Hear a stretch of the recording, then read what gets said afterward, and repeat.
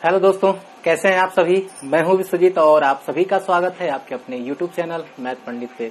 तो दोस्तों, जैसा कि हमारा ये आधुनिक भारत इतिहास चल रहा था और हम इसमें पढ़ रहे थे यूरोपियों का आगमन, और हमने एक पहला वीडियो आपके सामने रखा था और उसमें बहुत सारे जो पृष्ठभूमियां थी, जैसे कि अंग्रेज जो भी हमारे यहाँ आए, पहले कौन आया, पुर्तगाल आए, डच आए, अंग्रेज आए, फिर से फ्रांसीसी आए। ठीक है, तो मैंने आपको बताया था कि एक एक करके हम पढ़ेंगे सबके बारे में। ठीक है, तो आज हम पढ़ने जा रहे हैं पुर्तगालियों और डचों के बारे में। ठीक है, पुर्तगालियों और डचों के बारे में आज पढ़ेंगे।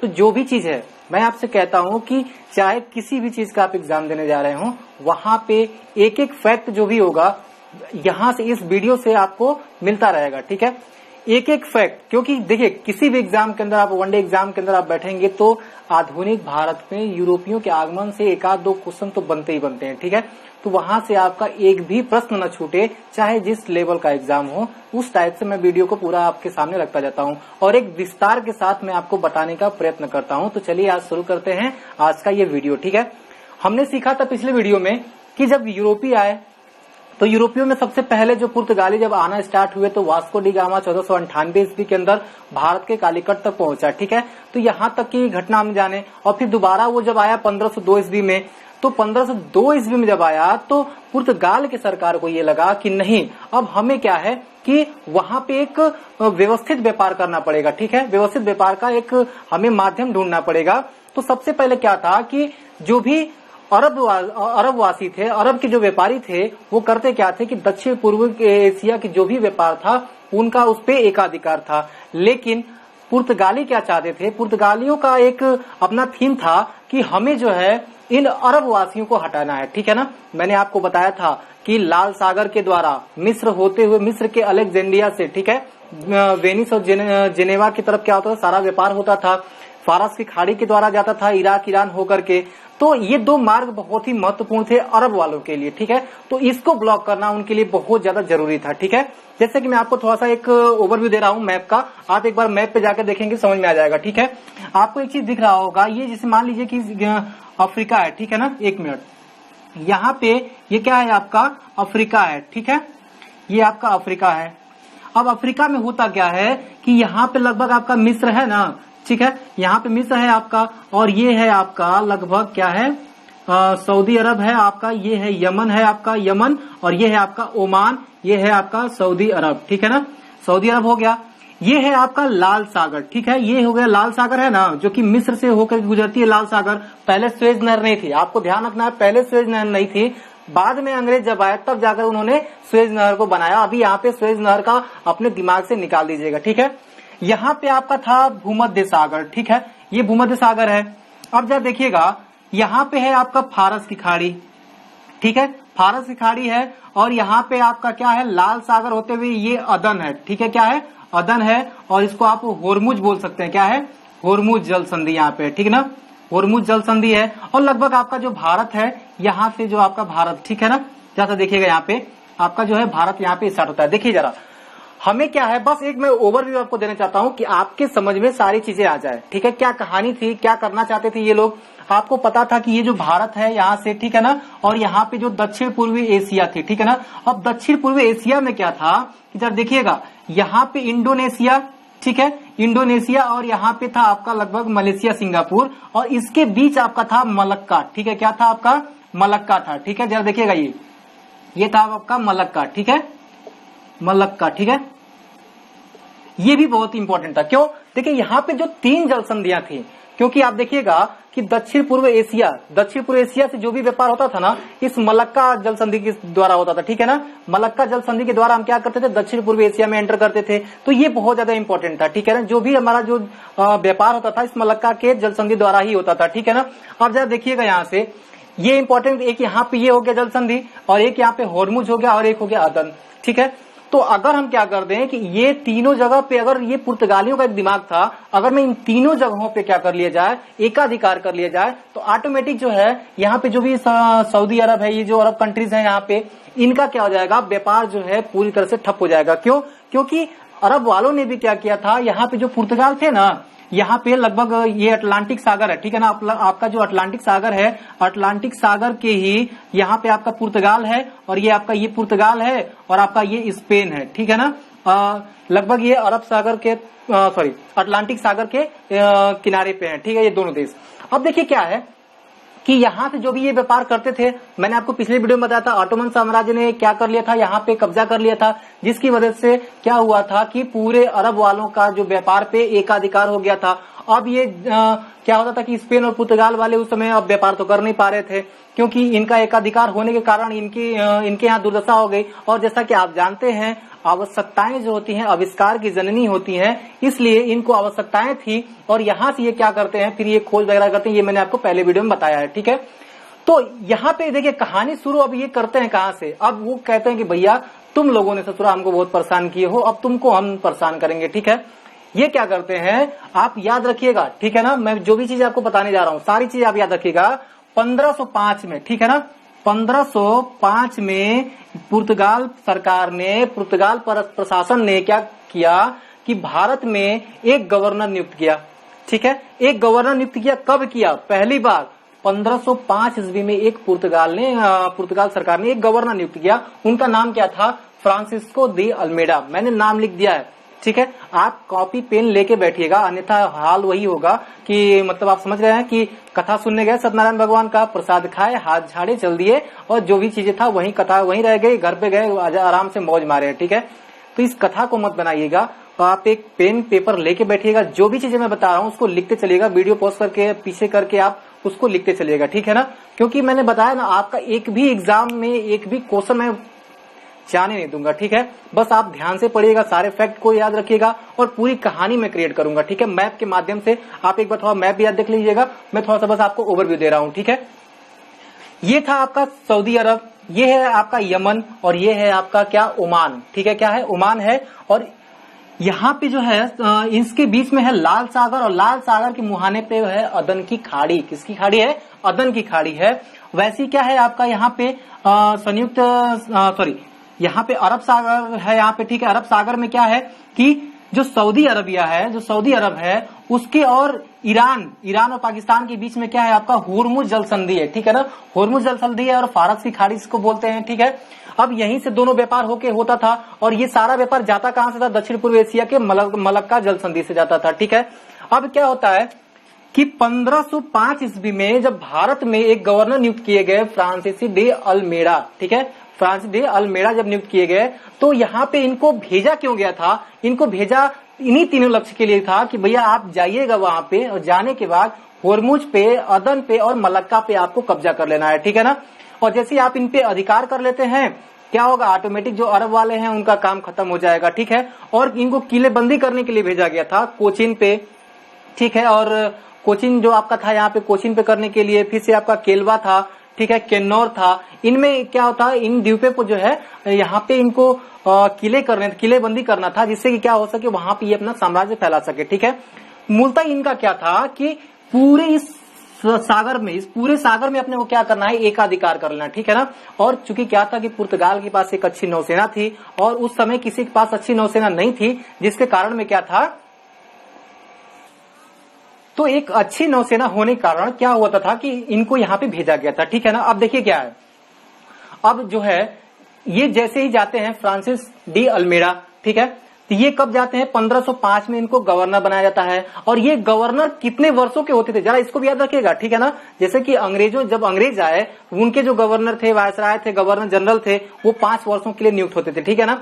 लेकिन इनका जो गवर्नर था, ठीक है ना, इनका गवर्नर सिर्फ 3 साल के लिए, जरा ध्यान दीजिएगा, यहां से भी क्वेश्चन उठा है, ठीक है ना। ये एमपी पीसीएस में पूछा गया है, मध्य प्रदेश पीसीएस में, कि जो पुर्तगाल के जो गवर्नर थे उनका शासनकाल कितना था, कितने वर्ष का होता था, तो 3 वर्षों का होता था।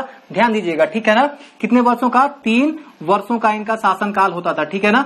अब जरा ध्यान दीजिएगा, अब क्या है, जब फ्रांसिस डी अल्मेडा यहाँ पे पहुंचते हैं, तो इनको जो काम दिया गया था कि भैया आपको अदन, होर्मुज और मलक्का पे आपको एकाधिकार कर लेना है, जिससे कि अरब का जो पूरा व्यापार है वो ठप हो जाए, ठीक है।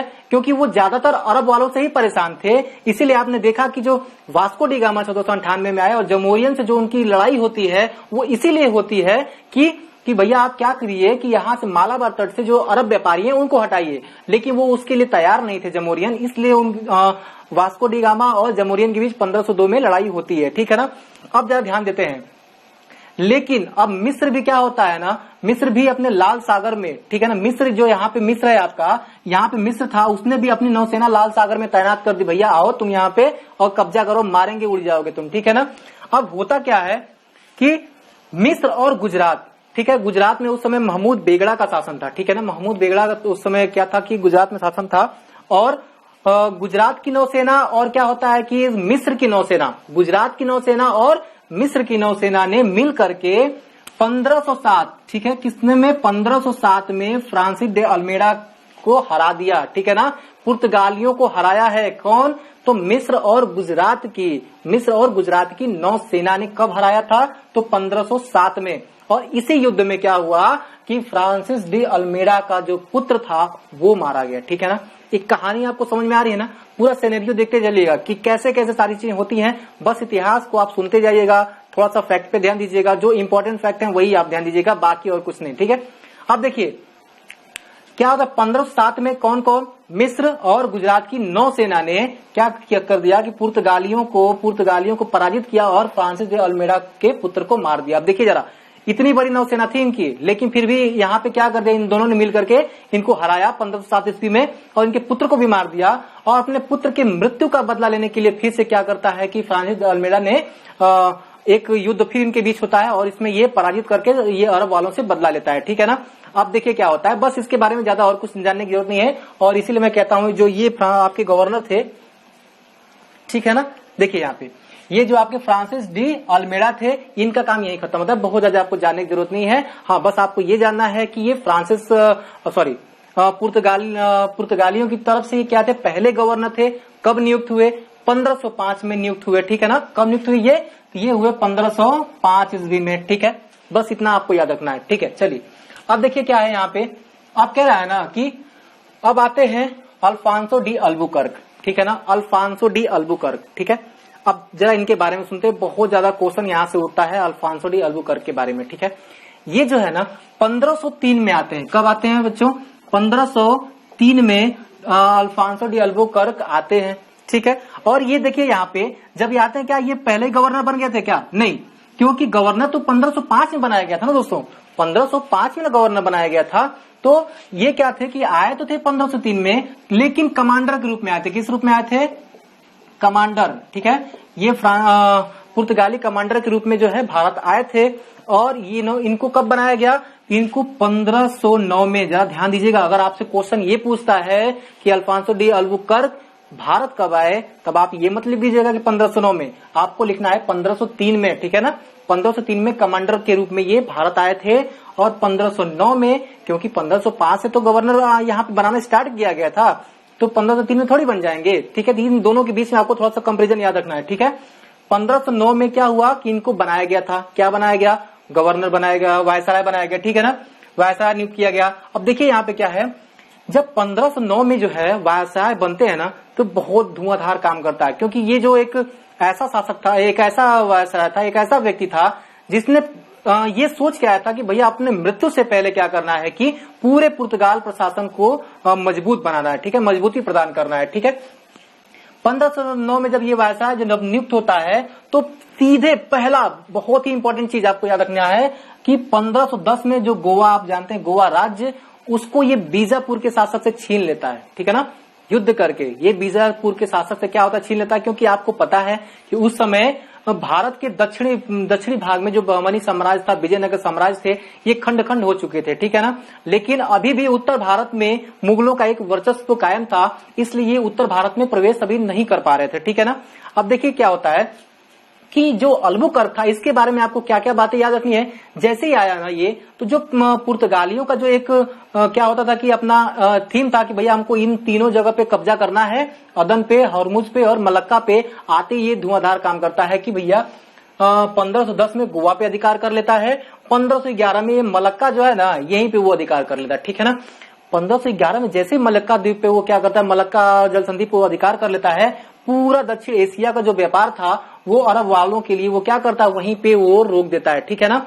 और रोकने का कारण ये हो गया कि अब यहां से कोई भी जो व्यापार था अब दक्षिण पूर्व एशिया से वो अरब व्यापारियों के द्वारा नहीं हो पा रहा था। क्यों? क्योंकि यहाँ पे पूरे समुद्र पे जो था पुर्तगालियों की नौसेना जो थी वो छाई हुई थी, ठीक है ना। इसके आते ही क्या हुआ कि अदन और होर्मुज पे भी क्या हुआ, इन्होंने कब्जा कर लिया, यानी लाल सागर के मुहाने पे, और ये फारस के मुहाने पे भी इन्होंने क्या कर लिया, अपने बहुत सारे द्वीप पे इन्होंने कब्जा कर लिया, ठीक है।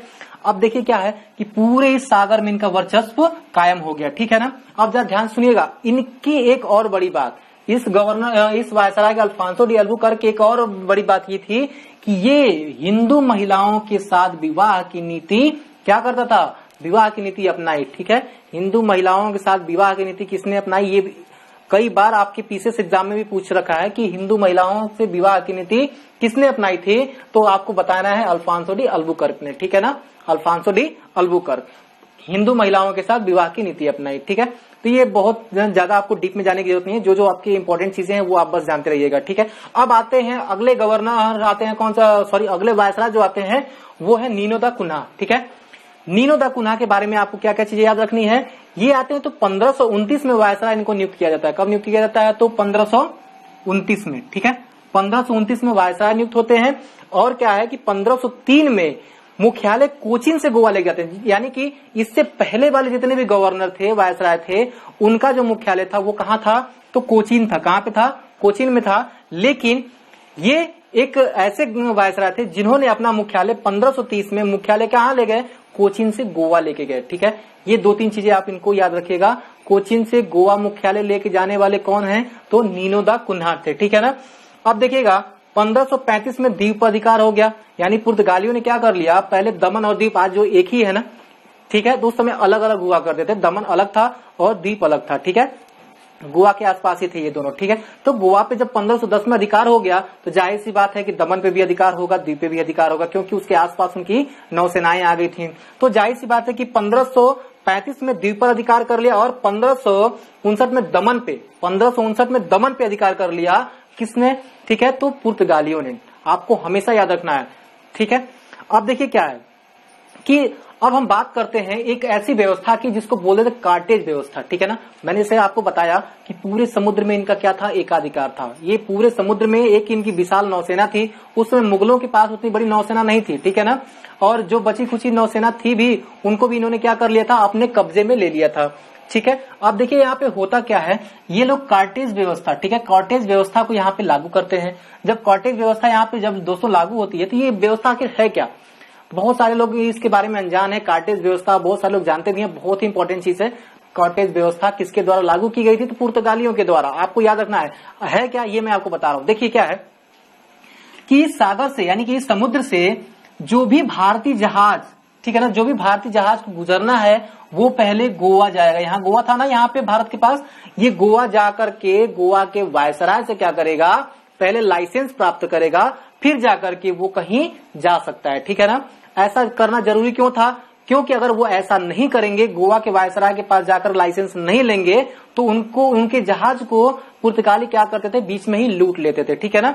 बीच में ही क्या करते थे, लूट लेते थे, मार देते थे। इसलिए क्या करना था कि इनको गोवा के वायसराय से जाकर के जितने भारतीय जहाज वाले थे, ठीक है, उनको जाके गोवा के वायसराय से क्या करना था, लाइसेंस प्राप्त करना था। और उसके बाद जो है ये लोग जा सकते थे, और उसके बाद जो यहाँ पे पुर्तगाली थे उसकी हेल्प भी करते थे, उनके जहाज की रक्षा भी करते थे, और वो अंतिम यात्रा तक पहुंच पाते थे, ठीक है ना। तो इसलिए मैं आपको बताना चाहूंगा कि जो भी चीजें मैं आपको यहाँ पे बता रहा हूँ वो एक एक फैक्ट आपके एग्जाम में आने वाले हैं, बहुत ज्यादा इंपॉर्टेंट है, ठीक है। पुर्तगाली इतने मतलब कि चालाक थे कि उन्होंने अकबर को भी, जो उस समय अकबर थे, मुगल साम्राज्य चल रहा था, अकबर को भी उन्होंने क्या कर दिया था, थोड़ा सा बहलाने फुसलाने का काम किया था। क्योंकि मैंने आपको बताया पहले दिन ही कि पुर्तगाली व्यापार के नियत से तो आए थे। मैं आपको बता रहा हूं 3 कारण थे इनके पास। 3 कारण क्या क्या थे, धार्मिक कारण, ठीक है ना, धार्मिक कारण था, ठीक है, व्यापार आर्थिक कारण था, ठीक है ना, धार्मिक और आर्थिक कारण था, और राजनीतिक कारण, ठीक है, राजनीतिक कारण था। ये 3 कारण थे इनके, ठीक है। 3 कारण क्या क्या थे, तो आर्थिक कारण मैंने आपको बता ही दिया, क्योंकि इनकी अर्थव्यवस्थाएं ठप थी तो व्यापार करने के लिए आए थे, ये तो सबको समझ में आ रहा है। लेकिन धार्मिक कारण क्या था? धार्मिक कारण था ईसाइयत का प्रचार करना। ठीक है, ये आकर के ईसाइयत का प्रचार करना चाहते थे। और राजनीतिक कारण तो आप समझ ही रहे हैं कि यानी कि इस पे स्थापना जो कब्जा कर लिया इन्होंने। ठीक है, कब्जा करने के बाद एक अपनी व्यवस्था इन्होंने लगा दी। फिर यहाँ पे आपको हिंदू महिलाओं के साथ विवाह की नीति अपनाई। ये जो नीतियां हैं ये राजनीतिक कारण से, ठीक है ना, राजनीतिक कारण। आखिर हिंदू महिलाओं के साथ विवाह की जो नीतियां अपनाने का कारण क्या था? कि उनको ये बताना था कि हम आपके साथ हैं। ठीक है ना, किसी के भी साथ अगर आप देखिए क्या है कि अगर आप किसी का भरोसा जीत लेते हैं तो आप उसके ऊपर राज करना आपको बहुत ही आसान हो जाता है। ठीक है ना, तो इसलिए ये कारण ये सब हिंदू महिलाओं के साथ विवाह की नीति अपनाई थी अल्बुकर्क ने। ठीक है, तो आप जो धार्मिक कारण है, इस धार्मिक कारण में क्या था? ईसाइयत की प्रचार करना था। और बहुत बार क्या था ना कि मीमांस बुलाते थे। ठीक है ना, बहुत बार मीमांस बुला के, एक धार्मिक सभा ही होती है मीमांस। ठीक है ना, और इस मीमांस में अकबर को ये लोग मोटिवेट करना चाहते थे कि भैया अकबर भी जो क्या करे, अब अपना इस्लाम धर्म छोड़े और छोड़ करके क्या कर ले कि ईसाइयत को अपना ले। ठीक है, तो लेकिन अकबर भी क्या था, वो भी बहुत चालाक था। ठीक है, इनसे 3-4 बार मिला, 3-4 बार भी ये लोग आए, अपने पादरियों को बुलाया। एक बार मिलता था तो कहता भैया मैं अभी संतुष्ट नहीं हूँ, अभी मैं बाद में आपसे बात करूंगा। ठीक है, तो दूसरे लोग भी आते थे, उसको जो भी बड़े बड़े पादरी थे वो आकर के इसको क्या करते थे, अकबर को थोड़ा सा मोटिवेट करने का प्रयास करते थे।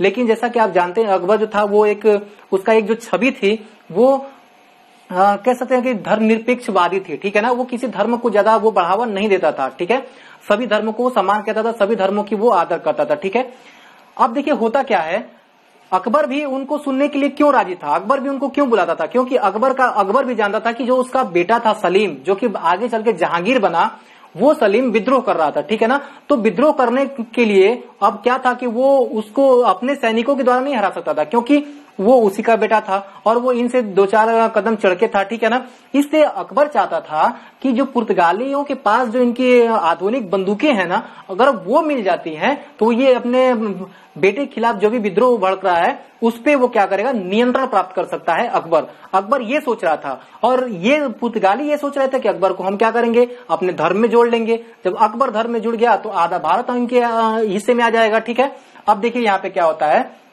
कि लेकिन अकबर भी चालाक था और अकबर की जैसे ही इनको इस चाल की जो है इस विचार का इनको अंदाजा लगा कि नहीं अकबर तो भाई हमारे आधुनिक बंदूकों के चक्कर में है, तो उन्होंने भी क्या किया, इससे जो है रास्ता अलग कर लिया।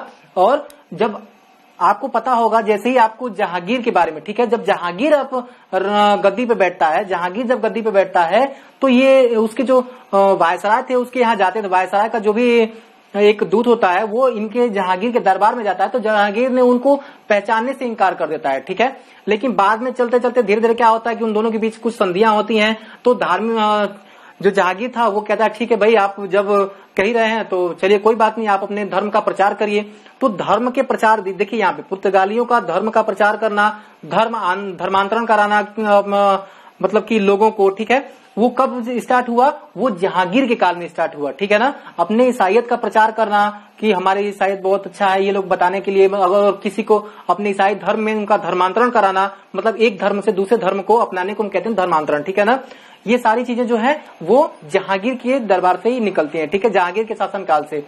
अब जरा ध्यान से सुनिएगा, अब ये पुर्तगाली जो थे आखिर इनका विनाश कैसे हुआ? ठीक है ना, आखिर ये पुर्तगाली जो इतना साम्राज्य बनाए हुए थे आखिर ये जाते कैसे हैं? ठीक है ना, तो सबसे पहले मैं आपको बताना चाहूंगा कि जब इन्होंने अपनी फैक्ट्री, यहाँ पे देखिए 1536 में चटगांव व सतगांव में अपनी फैक्ट्री खोलने की इनको अनुमति मिलती है बंगाल के शाह आलम के द्वारा। ठीक है ना, महमूद शाह के द्वारा, सॉरी, बंगाल के महमूद शाह के द्वारा क्या होता है 1536 में, किसके द्वारा, बंगाल के जो शासक थे महमूद शाह, कौन, महमूद शाह के द्वारा क्या होता है कि इनको जो है 1536 में चटगांव व सतगांव में फैक्ट्री खोलने की अनुमति मिलती है।